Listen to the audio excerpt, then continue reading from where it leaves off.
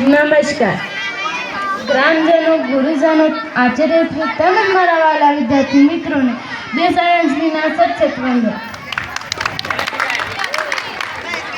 આજે હું તમને શિક્ષણનું મહત્વ વિશે કહું તો આપ સૌ શાંતિથી સાંભળજો એવી મારી નમ્ર વિનંતી। ઘણા ગામડામાં એવી પરિસ્થિતિ જોવા મળે છે જ્યાં શિક્ષણનું એટલું બધું મહત્વ નથી હોતું, એટલે જ લોકો શિક્ષણથી વંચિત રહી જાય છે। શિક્ષણ એક એવી હથિયાર છે, એક એવી તાકાત છે જેનાથી આખી દુનિયાને બદલી શકાય છે। એજ્યુકેશન ઇઝ વેરી ઇમ્પોર્ટન્ટ, એટલે કે શિક્ષણ એક મહત્વનો સાથ ધરાવે છે। શિક્ષણ આગળ વધવા, બુદ્ધિનો વિકાસ કરવા, ગામ અને સમાજને આગળ વધારવા ખૂબ જ ઉપયોગી છે।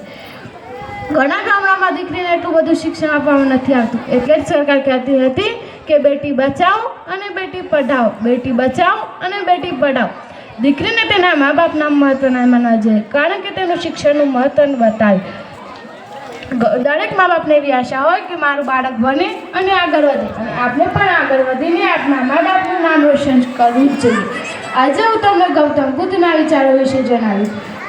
એક દિવસ ગૌતમ બુદ્ધ પાસે એક યુવક આવીને પૂછે છે કે અમારા ગામમાં એટલું બધું શિક્ષણનું મહત્વ નથી હોતું, તો તમે અમારા ગામમાં આવો અને શિક્ષણનું મહત્વ બતાવો। તો ગૌતમ બુદ્ધ તેમના ગામમાં જાય છે અને શિક્ષણનું મહત્વ બતાવવા માટે પ્રવચન આપે છે। તેમના ધર્મના લોકો તેમનું હાર્દિક સ્વાગત કરે છે।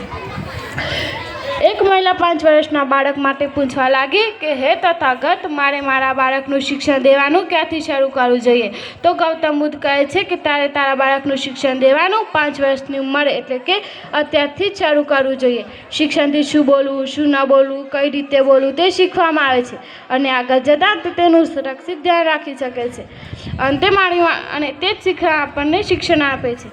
અંતે મારી વાણીના વિરામ કરતા હું એટલું જ કહીશ કે रुकावटें बहुत आती है सफलता के राह में, कि रुकावटें बहुत आती है सफलता के राह में, एक और नहीं जानता वो भी मंजिल पा लेता है। अस्तु।